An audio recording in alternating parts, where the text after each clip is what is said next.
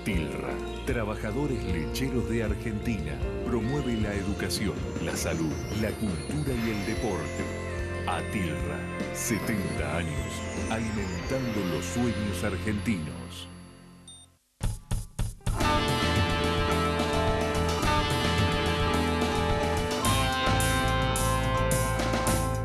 Hola, ¿cómo están? Muy buenas noches, bienvenidos a Economía 4D. Y esto ya es Economía 4D de primavera, por eso el tipo se sacó el saco, se puso un chaleco. ¿Cómo está, Gustavo? Está haciendo de Beto Casella acá el amigo Agustín Datelis, que vamos a ver si en las próximas semanas van a escuchar algún Dateli.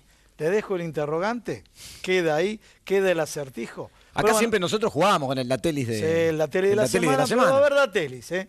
Vamos a ver qué es lo que pasa las próximas semanas. Hoy tengo, porque esta semana salieron unos cuantos. Unos cuantos Así datos. que ahora te Hablando de datos y haciendo honor al programa, vamos a hablar de distintos sectores estratégicos acá en Economía 4D.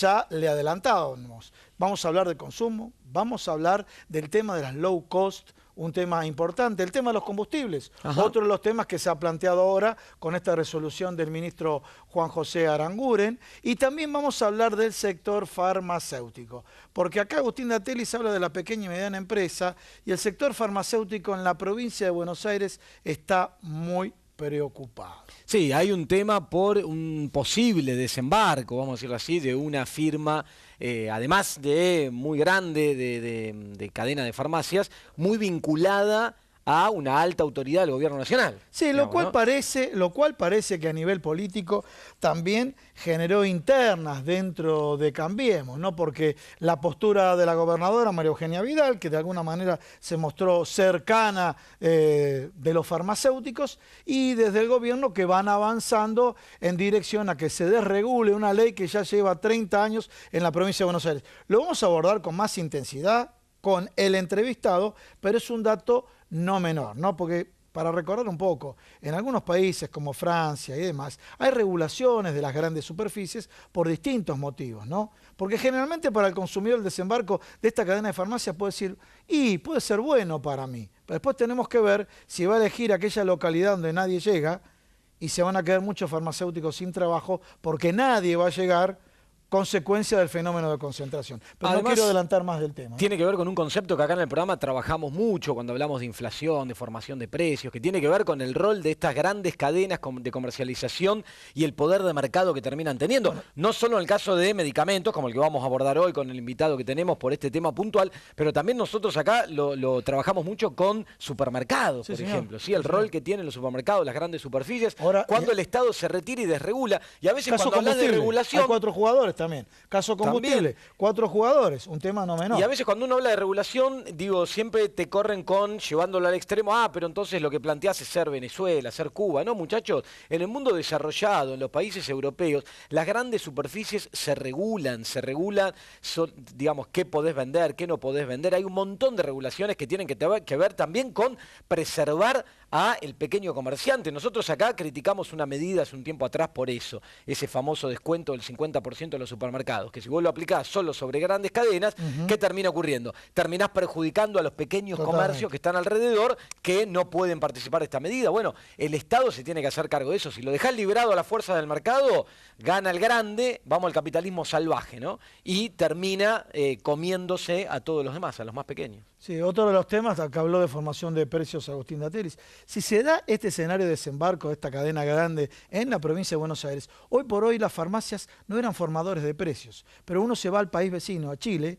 y Chile, las farmacias, ellos son los que pueden formar los precios. Acá los precios los forma la industria farmacéutica. Por eso hay 2 sectores de la industria. Uno que está preocupado, porque en cuanto tenga el poder de todo el mercado, ya va a empezar a trabajar en formar precios. Pero bueno, vamos... Antes de pasar a otros temas, esta semana hubo un tema muy importante, digamos, los medios lo cubrieron mucho, con mucha espectacularidad también, que tuvo que ver con lo que pasó en La Plata, con el Pata Medina. El Pata Medina. Con la UOCRA, bueno...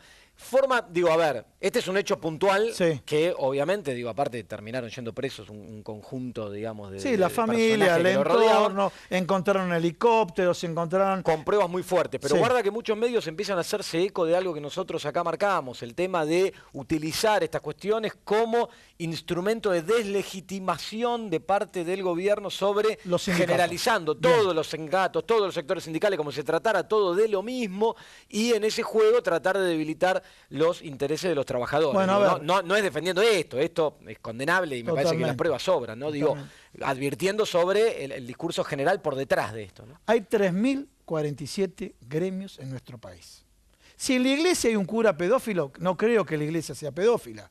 Si en este caso hay un sindicalista que es corrupto, yo no creo que todo el sindicalismo sea corrupto. De hecho, el presidente Mauricio Macri en el día de ayer en su acto mencionó: queremos acabar con estos grupos mafiosos. Y aclaró y agregó del sector del periodismo y del sector empresario. Celebro que haya agregado esa frase porque muchos medios de comunicación, como dijo recién Agustín, directamente se focalizaron a los gremios. Pero también quiero comentar El algo. presidente hasta habló del mundo académico, hablando en Sí, un momento y la de- corrupción en el mundo académico. Ese no sé verdaderamente, pero del mundo empresario, que un economista que es un tal Esper, que es amigo tuyo, sí, bueno, ese economista sí criticó las prebendas de los grupos empresarios. Critica a los sindicalistas, pero por lo menos con la misma vara critica a los empresarios. No estoy justificando ni una ni la otra, sino que por lo menos no es tan sesgado como otros que directamente apuntan contra el sindicalismo. Hablando de sindicalismo, ¿saben ustedes cuánto es la tasa de sindicalización de los que trabajan en nuestro país? 37%. Cuando se habla de indicadores económicos, distribución de la riqueza, pobreza, salud y demás de los países nórdicos, ¿sí? En los países nórdicos que tienen esos indicadores, ¿saben cuál es la tasa de sindicalización?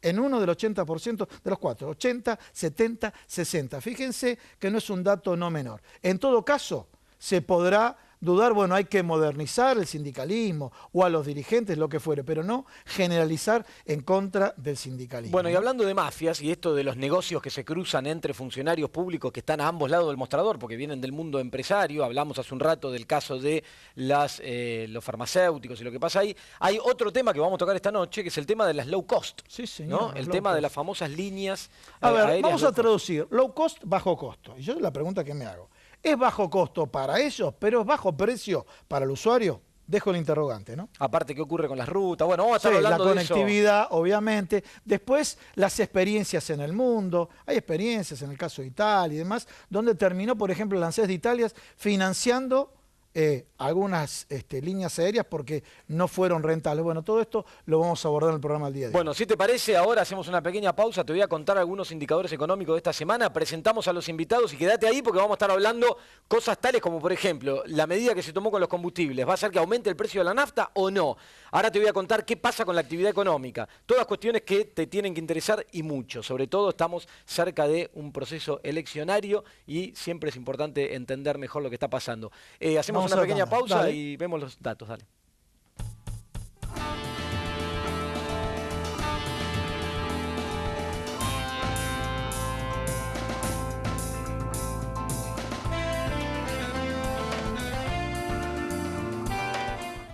Atilra, Trabajadores Lecheros de Argentina, promueve la educación, la salud, la cultura y el deporte.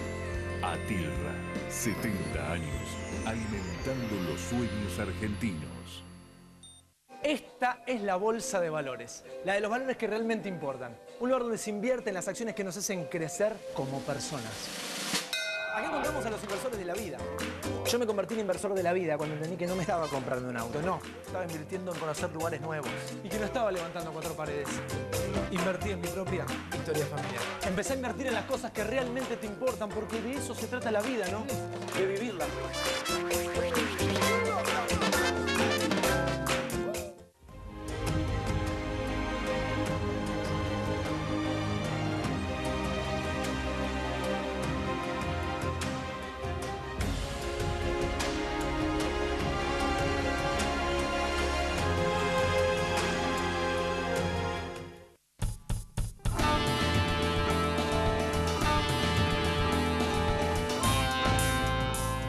Bueno, rápidamente en esta editorial económica te voy a contar qué pasa con algunos datos que se dieron a conocer los últimos días, oficiales. El INDEC los dio a conocer. Actividad económica, resultado comercial, resultado externo. Y te voy a contar una cosita sobre, tanto que se habla de lluvia de inversiones, bueno, algo al revés que está ocurriendo hoy. Lingotes de oro que salen de la Argentina y vuelan hacia Londres, salen del Banco Central y vuelan hacia Londres. Ahora te voy a contar de qué se trata esto. Pero rápidamente, los indicadores de actividad económica arrojaron un resultado para el mes de julio, contra julio del año pasado, que es como se compara, interanual, ¿no?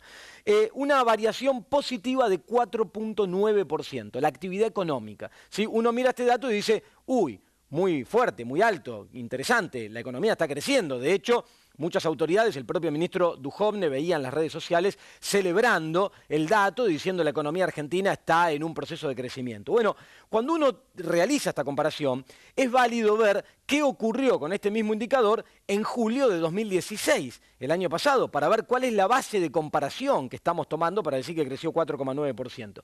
En julio del año pasado, este indicador cayó 5,6% en relación al 2015. ¿Qué quiero decir? Que la variación positiva de 4,9 no compensa todavía la caída del año pasado, es decir, estamos con registros en términos de actividad económica por debajo de los que teníamos en el año 2015, que tampoco era un año espectacular, veníamos de 4 años de ir y venir en un virtual estancamiento de la economía. Ahora, uno mira hacia adentro y dice, bueno, ¿qué pasa con los principales sectores? Los principales sectores de la actividad están compuestos por industria, construcción y comercio. ¿Sí? Que además son grandes generadores de empleo, con lo cual es importante ver qué pasa allí. Bueno, industria arrojó en esta última variación de julio 5,4% positivo. A primera vista uno dice, mirá vos, la industria creciendo más de 5%, qué dato interesante. ¿Sabés cuánto cayó en julio del año pasado la industria? 10%, medida también por el INDEC. ¿Qué quiero decir con esto? Mirar el dato de 5 es válido, está bien, tomémoslo. Ahora, recupera apenas la mitad de la caída que tuvo la industria en julio, el mismo periodo del año pasado. Construcción, ahí el dato es más fuerte todavía, 15,7% de suba. Uno dice, bueno, interesante, ¿qué pasó el año pasado? Cayó 18,4%, o sea, tampoco llega a compensarlo. Comercio, 5,3% de suba. ¿Qué había ocurrido el año pasado? Había caído 7,7%, tampoco llega a compensar. Con esto lo que quiero decir es, después tenemos que discutir cómo va a seguir todo esto de acá hacia adelante. Algunos son muy optimistas, mi lectura económica no es tan optimista, pero digo, más allá de eso, la foto de hoy, si bien es cierto que la caída dramática que tenía la economía el año pasado se frenó y que empieza a haber algunos rebotes estadísticos, no es tampoco para salir a celebrar o a instalar la idea de que la economía se encuentra en pleno proceso de crecimiento, sino que lo que está ocurriendo es esto que te estoy contando. Pero también se dio a conocer estos últimos días, esta semana, un dato también relevado por el INDEC sobre el resultado comercial externo de Argentina, o sea, la diferencia entre lo que Argentina exporta e importa. ¿Cómo quedó el saldo?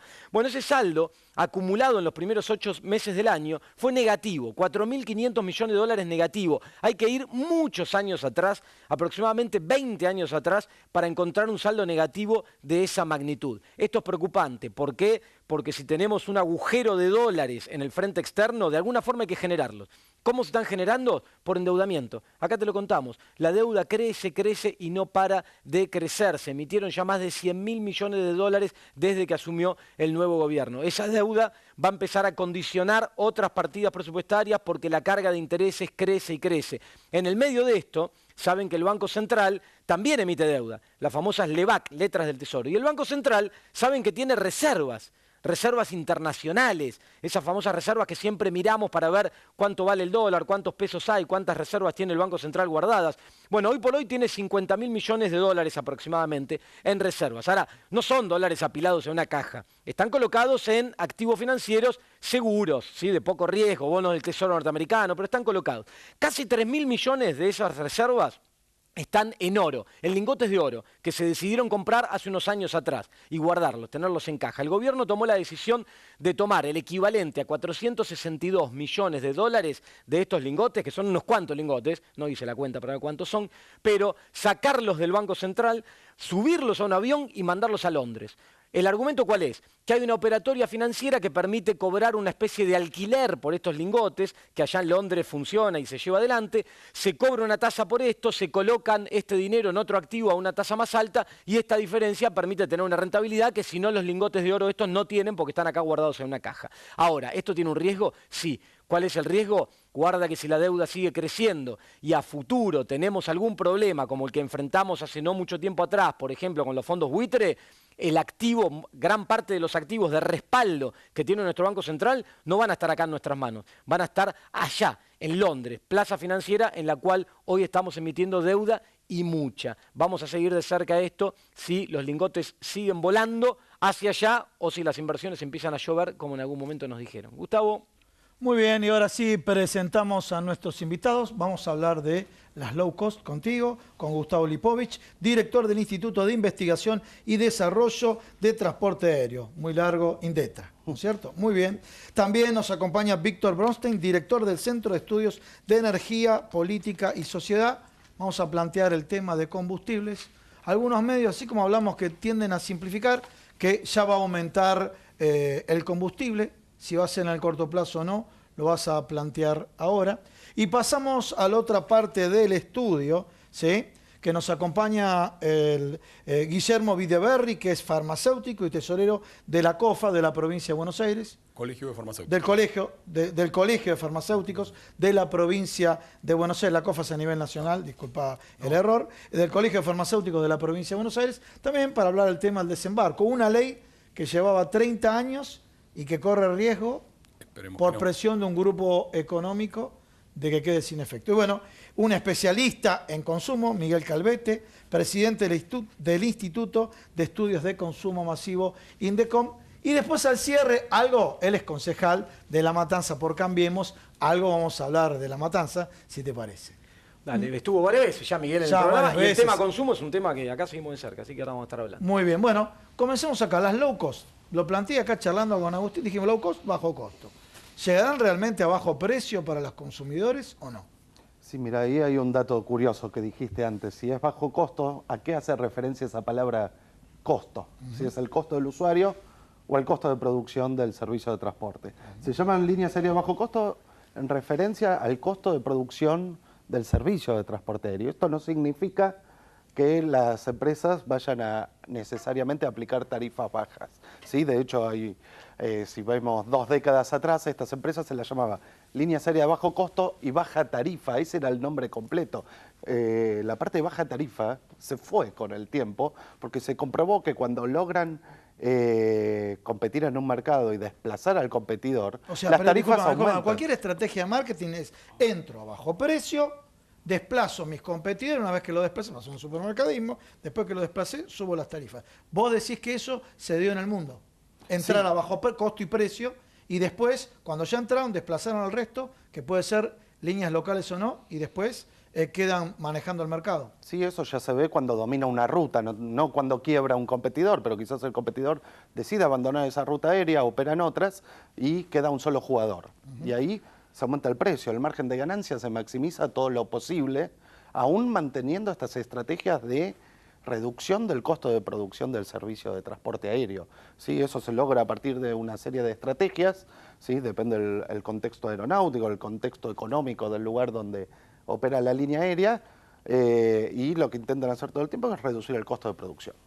Nada dice esto necesariamente de las tarifas que después se aplican. Las tarifas se van a maximizar. Casos en el mundo, exitosos y no exitosos. ¿De líneas aéreas de bajo costo? Y si el éxito lo medimos en función del plan de negocio de estas empresas, hay varios casos exitosos. Ryanair, EasyJet, en Europa, en Estados Unidos tenemos el caso de Southwest, JetBlue. ¿Sí? Y también tenemos una serie de fracasos, por ejemplo, una gran línea aérea de bajo costo que se estableció en Rusia para competir con Aeroflot, y finalmente Aeroflot sobrevive y esta empresa quiebra, por supuesto, el caso de Italia, que se mencionó sobre una competencia desleal que hubo también. Y Alitalia, la empresa viene con una serie de dificultades económicas, ya tuvo 2 quiebras, ahora está enfrentando la tercera quiebra y el mercado italiano está dominado por Ryanair, porque Ryanair digamos, avanzó con una estrategia bastante agresiva de comercialización y otras empresas fueron perdiendo mercado. Y la misma Alitalia empezó a perder pasajeros o no logrando estabilizar sus ingresos. Ahora, una sola pregunta te hago, porque en Europa alguna vez viajando me tocó volar en esta EasyJet, Ryanair, son realmente muy económicas. También depende muchas veces cómo uno engancha los pasajes. Pero la pregunta es, acá en Argentina, ¿realmente van a ser alternativas tan económicas también? Y la otra es, ¿cómo le afectan los números a Aerolíneas Argentinas? ¿Le impacta muy negativamente esto? Mira, en Europa son baratas en algunas rutas. Otra vez, hay rutas que no opera nadie porque ya ellos ganaron el mercado y si ven los precios o son similares o superiores a los que cobraban las líneas aéreas, llamémoslas tradicionales, que estaban antes en el mercado. ¿Sí? Y en Europa se presentan una serie de condiciones que en Argentina no tenemos o en ciertos lugares de América Latina no tenemos. Por ejemplo, operan entre aeropuertos alternativos, se llama, que son los aeropuertos más alejados de la ciudad, donde las líneas aéreas tradicionales no operan, y en cambio acá en Argentina, el modelo de algunas de las empresas, por ejemplo, ahora es volar de Córdoba a Mendoza. No hay aeropuertos alternativos ni en Córdoba ni en Mendoza, van a usar los mismos aeropuertos que usa el resto de las líneas aéreas con las mismas tasas. Es importante destacar que no es la primera vez que en Argentina hay líneas aéreas de bajo costo. ¿Sí? Nosotros ya en los 90 experimentamos un proceso de liberalización del mercado aerocomercial. ¿LAN era una de esas? No LAN, LAPA. LAPA, discúlpame, LAPA. Según el propio dueño de LAPA, él decía, nosotros somos una línea aérea de bajo costo, somos la copia Southwest, que es una de las líneas aéreas que se la cita siempre para ejemplificar el modelo low cost, y LAPA tuvo los problemas que ya conocemos todos. Con de hecho, aquella tragedia, ¿no? con la tragedia del año 99 en Aeroparque, que era un vuelo a Córdoba ofrecido por $50. ¿Sí? Y son experiencias que ya vivimos en Argentina. Comparamos con Europa, también podríamos ver la propia experiencia que tuvimos nosotros en el país. Bien, vamos a un pequeño corte, ¿sí? Y ahora retomamos acá en Economía 4D.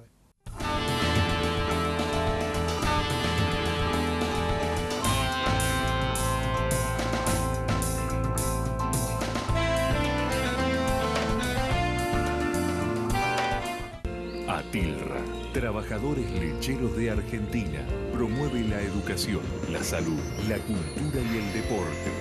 ATILRA, 70 años, alimentando los sueños argentinos.